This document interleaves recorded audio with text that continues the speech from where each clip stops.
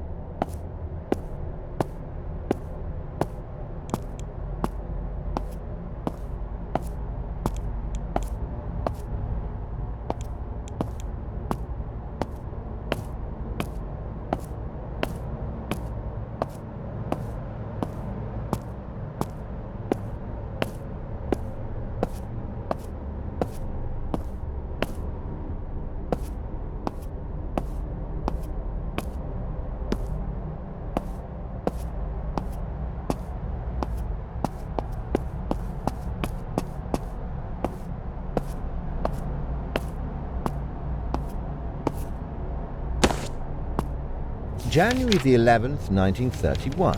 W. Dyer. After successfully establishing a base camp and setting up a basic hut, my research assistant Danforth and I have set out to inspect this conspicuous cave entrance, then marched on. What we found inside must be seen to be believed. A construct of some kind, then an entrance leading further into the darkness, all built in stone. It must have been built by an ancient people thousands of years ago. I have yet to find an answer to the question of how they possibly could have arrived, let alone how they sustained themselves in Antarctica. How were humans of yore able to stay alive in such a hostile environment, not to mention to erect such an imposing structure? January the 13th, 1931. W. Dyer. After examining the structure further, we surmised that it must be far more ancient than we initially believed.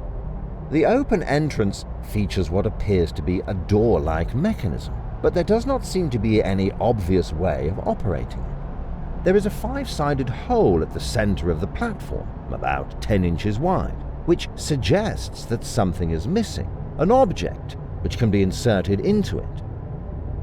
January the 16th, 1931. W. Dyer.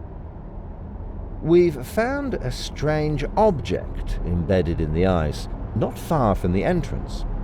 It's a 5-sided cylinder, primarily made of stone with a star-shaped top.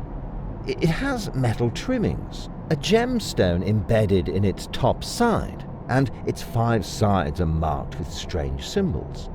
This newly discovered object fits the hole of the pedestal in front of the door perfectly, but inserting it doesn't seem to have any effect.